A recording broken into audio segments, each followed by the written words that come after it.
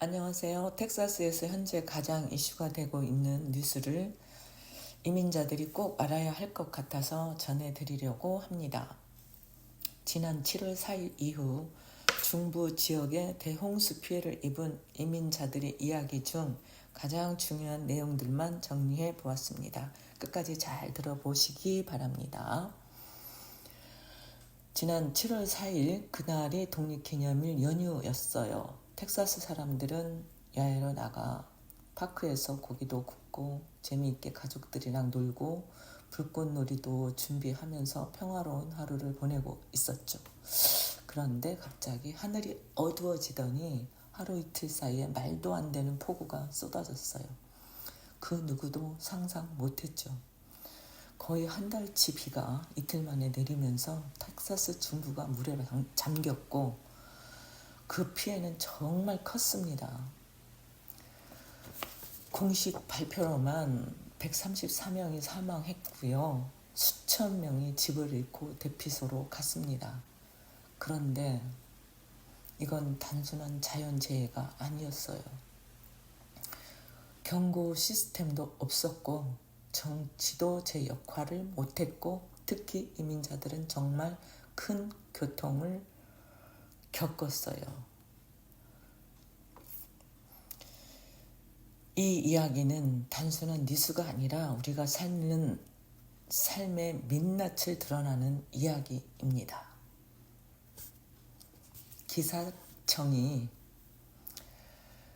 일주일 전부터 폭우 경고를 했는데도 정작 경고 문자를 받은 사람은 그 지역에서 거의 없었다고 합니다. 왜냐하면 텍사스 대부분의 카운티가 연방 재난 경보 시스템, 그러니까 IPAWS에 가입 안 되어 있거든요. 특히 이민자들이 많은 지역이나 시골 마을은 문자 하나 아니 왔다고 합니다. 산 마르코스에 사는 김지연 씨는 아침에 그냥 비가 오는 줄 알고 출근했는데 퇴근할 땐 도로가 완전히 다 잠겨 있었대요. 그래서 아이들과 차 안에서 몇 시간 동안 갇혀 있었다고 합니다. 911도 전화가 너무 많이 와서 마비됐고요. 누군가는 구조 요청조차도 못했어요. 신분 문제 때문에요. 이게 우리 이민자의 현실입니다. 재난은 평등하지 않았어요.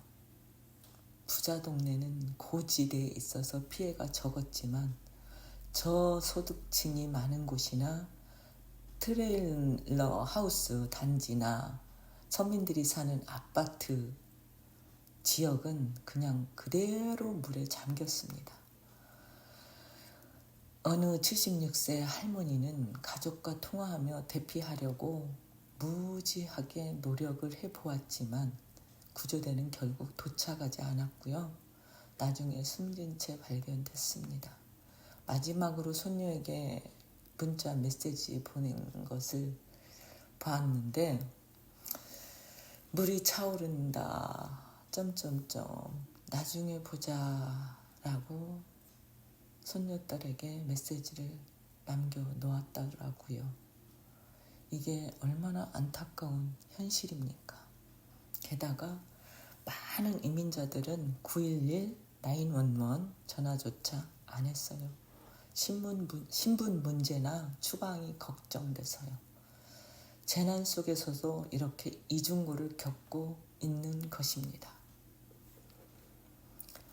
재난 며칠 후 트럼프 대통령이 직접 현장을 찾았어요. 기자들 앞에서 이렇게 말했죠. 한국처럼 빠르고 정확한 대응이 필요하다. 텍사스는 선거구도 다시 생각해 봐야 한다. 이게 무슨 뜻일까요? 단순한 재난? 대응 얘기처럼 들리지만 사실은 선거구 재편, 이른바 게리맨더링을 염두에 둔 발언이라는 해석도 많이 있었어요. 게리맨더링이란 선거구를 정치적으로 유리하게 조작하는 것을 말합니다. 그 피해 지역 중에는 민주당 지지율이 높은 지역이 많았거든요. 정치인들은 문제를 해결하려고 나선 게 아니라 이 상황을 이용하려는 모습도 보였습니다. 시민들은 물이 빠지지 않은 집안에서 아이들과 힘들게 버티고 있는데 말이죠.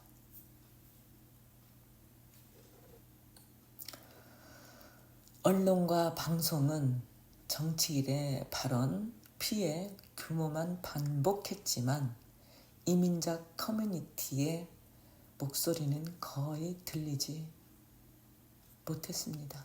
않았습니다.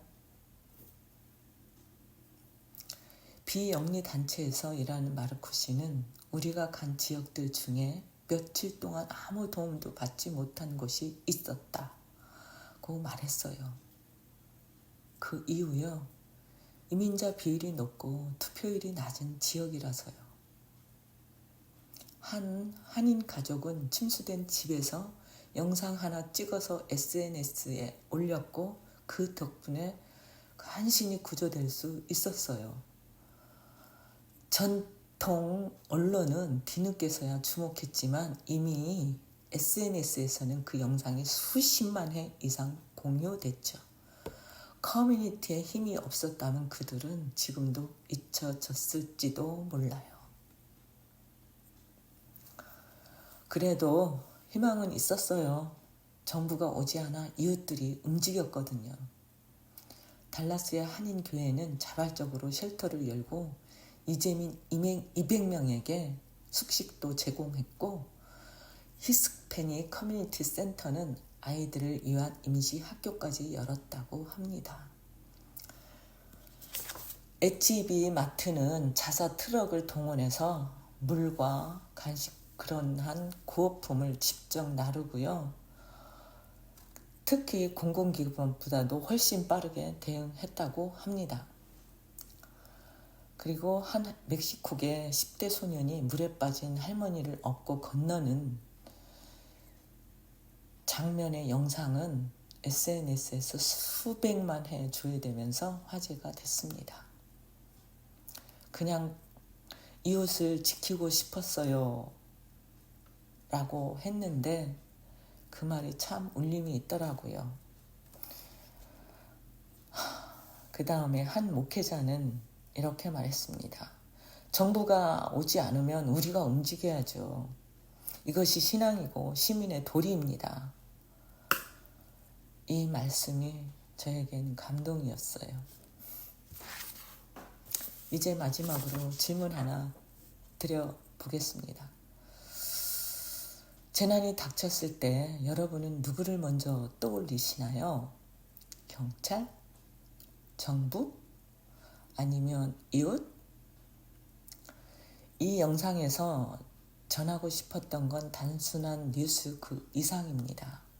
기후 위기, 정치의 무관심, 불평등한 시스템, 그 안에서 우리가 무엇을 할 수 있을까 하는 질문을 계속 던져야 한다는 것입니다.